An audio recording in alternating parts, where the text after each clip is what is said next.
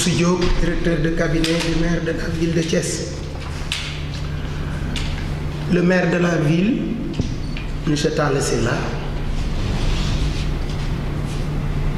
actuellement moment bu ñuy wax mu ngi gouvernance ci CRD boo xam ni monsieur le gouverneur de la ville de Thiès moo ko woote concernant li nga xam ni mbas mi nga xam ni moo dugg ci àdduna bi te suñu réew am ci ay cas yoo xamante ni am na ko ci. Monsieur le maire de la ville de Thiès nag ñëpp xam nañu farloom ci conformé wu ci lépp loo xam ni nguur gi jël na ko ci ay dogal jëm ci li nga xam ni mooy feebar boobu. yaakaar naa ni depuis que mesure président de la République monsieur Macky Sall tombé ñëpp dégg ko mu jël ko matuwaay yi mu njëkk a jël mooy ca ëllëg sa dafa jël benn circulaire boo xamante ni demandé mu ngi ci exhorter instruire jox ci ndigal képp kuy directeur ak képp kuy chef de division wala service rattaché à la ville de Thiès pour ñu conformer ko ci lépp loo xamante ni mooy ndigalu président de la République. directeur yooyu ak chef de service yi mu instruire leen aussi xamal leen ni kenn ci ñoom bu mu participer ci benn manifestation publique. ñu jëlaat beneen note de service boo xamante ni daf ci annuler bépp autorisation boo xam ni le maire de la ville ou la ville de Thiès mi ngi ko doon def jëmale ci manifestation yoo xam ni dafa war a dérouler sur le territoire de la ville. kon depuis boobu amul benn bërëb boo xamante ni la ville de Thiès mooy joxe autorisation d'occupation yi boo xamante ni am na fa manifestation te doo loolu di wéy ba jëm fanweeri fan yi nga xam ni moom la mesure di couvrir. occupation espace public yi aussi ñu ngi ciy veiller avec la direction de la surveillance urbaine et de la citoyenneté que benn loo xamante ni lu jëm ci ab daje lay doon ñu bañ ko fa def. mu jëlaat beneen arrêté bi portant création maanaam te ak comité bu ñu tuddee comité de veille et d'action contre le coronavirus. comité boobu mu élargir ko ci ay services régionaux ak services départementaux élargir ko aux forces de défense et de sécurité yu dëkk bi élargir ko ak directeur service yi nga xam ne moom la concerné ci ville ak yeneen communes yi pour que ñu tax ci mesure yooyu ñu doxal ko ni ko président bëggee ni ko chef religieux yi jàppalee ci loolu. loolu nag depuis kon quelques jours ñi ngi koy dox. le maire de la ville xamal ñu ni comité de veille et d'action boobu contre le coronavirus dafa am taxawaay dina jëm fii ak fanweeri fan lu jublu fanweeri fan ci ay actions yoo xam ne dina visible à travers la ville. ay visite d'échange de partage visite d'information de sensibilisation visite d'éducation à la citoyenneté et à l'adoption de nouveaux comportements yu bees yoo xamante ni dana permettre population bi yu ci bëri loo xamante ni daanañ ko def te muy ay jokkalante ci suñu diggante ñu mën koo dakkal wala ñu xam ni ñu koy defee ba nga xamante ni loolu di virus boobu di corona dootul mën a am possibilité pour transmission muy yomb. loolu it boole na ci chef religieux yi defe naa ni imam As Badou Ndiéguène mi nga xam ne mooy président imam ak ouléma de la ville dina jël kàddu léegi lancer un appel jëmale ci loolu. boole na ci chef religieux yi nga xam ne bëgg na fortement ak ñi nga xam ne ñoo yore daara yi ñu impliqué wu ci pour jàppale ko ci liggéey boobu parce que moom loolu mooy njariñam mais loolu aussi mooy njariñu askan yi nga xamante ni mooy askanu Thiès et au-delà askanu Sénégal. le maire de la ville aussi par ma voix bëggoon na apporter benn éclaircissement benn leer ci loo xamante ni démb daf fi xew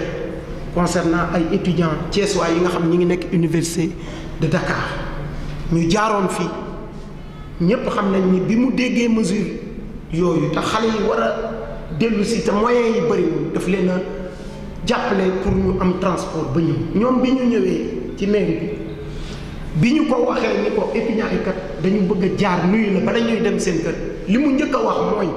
duma leen recevoir ci bureau duma leen recevoir ci salle de délibération parce que dañ fay tàncal bi ñu defee loolu mu ni hall bi sax hallu hôtel de ville sax bëggul leen fa recevoir parce que jigéeyante yooyu ak mesures yi nga xam ne président jël na ko moo tax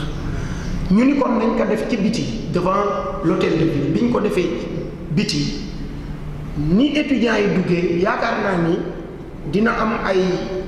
jumtuwaay yoo xam ne ay vidéo ak ay photo yoo xam ne jël nañ ko li mu njëkk a jël comme mesure mooy que xale yi bu ñu duggee comme naaj bi tàngoon na fi ñu taxaw ñu bëgg a regrouper yi ci kër daf leen a fekki yore gel désinfectant ku ci nekk li mu njëkk a def mooy def nga tàll sa loxo mu won la li nga xam ne mooy le premier geste bi nga xamante ni moo lay muy mu def ci sa loxo gel ba nga désinfecté wu ba pare loolu nag ñu gis ni am na ci ay photo yu ci nit ñi partagé yoo xam ne xëy na ci étudiants yi lay jógee ndax ci dans le feu de l'action mais ñuy wax ni le maire n'avait nullement l'intention de regrouper des étudiants et je pense que loolu duréwul lu mat lu ëpp 5 minutes wayal na leen sax way boo xamante ni way na ci bu jëm ci daan coronavirus moom maire de la ville de Thiès donc ñu doon apporter démenti bi boobu di wane ni rek liggéey bi ñoo ko bokk xeex bi ñoo ko bokk na ci ñëpp jàpp na ci ñëpp ànd na ko ci ñëpp gunge moom aussi mu ànd ko ak kilifa diine yi kilifa aada yi ak képp koo xamante ni muy suñu mbokk journalistes yi nga xam ni démb aussi mais rendre na leen hommage ci loolu que depuis quelque temps gis nañu taxawaay yi nga xam ne moom la ñu mas a am ñu yokk ko jëm ci population maire wax ne dañ ko jokkaleel kàddu googu ba Ceesuwaay yépp dégg ko ñu ngi leen di gërëm di leen sant di leen wax ni daal vraiment ñun ak yéen ñoo bokk liggéey bi et que bëgg nañu ànd ci ak yéen ba li nga xamante ni mooy bëgg-bëggu président de la république ñu ànd ko. Présente monsieur Youssouf Diaka Ndiaye, secrétaire exécutif du comité d'hygiène et d'assainissement de la ville de Thiès. Et donc c'est donc au lendemain du comité national de gestion des épidémies en date du 14 mars que le président de la République, en vue donc d'endiguer la propagation du coronavirus, a pris d'importantes mesures dont l'interdiction de toutes les manifestations publiques pour une durée de 30 jours sur l'ensemble du territoire sénégalais. Et à la suite de cette mesure, donc le ministre de l'Intérieur donc, a pris un arrêté portant application, si vous voulez, de cette décision. C'est en conséquence que, donc, au niveau de chaque collectivité locale, donc, les gouverneurs et les préfets ont fait donc, écho de cette mesure qui a été prise. Et à notre niveau, donc, lorsque nous avons reçu donc, cette décision, des notes de service ont été produites donc, par l'institution municipale, par le maire de la ville.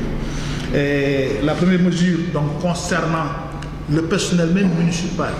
donc tous ceux qui sont donc, là où l'on reçoit du monde, donc du public, là où donc, on traite les dossiers, et on a demandé à ce que personne, aucun agent municipal ne puisse participer à des organisations publiques, autant que faire se peut. Donc ça a été la première mesure qui a été prise. La seconde donc, mesure, c'était la mise en place d'un comité portant donc de veille et d'action pour la lutte contre le coronavirus, élargi aux différents services de l'État qui sont au niveau de la ville. Et c'est notamment donc, le service des sapeurs-pompiers, le commissariat central, les médecins-chefs du district sanitaire, le service d'hygiène, l'hôpital régional, le directeur de cabinet, le directeur de surveillance urbaine de la citoyenneté, le service de la Croix-Rouge. Donc voilà donc cette panoplie de mesures qui, à notre niveau, on a jugé nécessaire donc, de les prendre et de communiquer sur ça en attendant pour rendre efficient donc, cette décision de lutter avec efficacité contre cette épidémie, contre cette pandémie. donc de manière beaucoup plus précise. Il va de soi que c'est extrêmement difficile de passer à l'application stricte donc, de l'esprit de cette décision, étant entendu que nous avons sous notre responsabilité des fonctionnements de lieux publics que sont les gares routières, des fonctionnements de lieux publics que sont les marchés urbains de la ville de Thiès. Donc c'est des milieux donc, où nous recevons des rencontres donc, entre des vendeurs, des acheteurs, donc, des transporteurs, des usagers, autant donc, de mouvements quotidiens auxquels nous avons des difficultés à faire face. Donc l'appel est lancé, donc c'est un problème à gérer à un niveau personnel au niveau de chaque individu, au niveau de chaque famille, au niveau de chaque cellule familiale, donc, et au niveau de chaque quartier, que toutes les mesures soient prises pour éviter qu'il y ait des regroupements tant que faire se peut. Mais à la base de ces regroupements, c'est surtout un problème d'hygiène, que les gens veillent à des mesures de propreté, rendre propre donc, leur lieu d'habitation, rendre propre donc, leur corps autant que faire se peut, rendre propre donc, tout ce dont nous aurons à toucher autant que faire se peut. Donc voilà en gros l'esprit de cette panoplie de mesures prises donc, par les autorités en vue donc, de faire face à la pandémie. Voilà, je vous remercie. Je crois qu'on le fera en Wolof.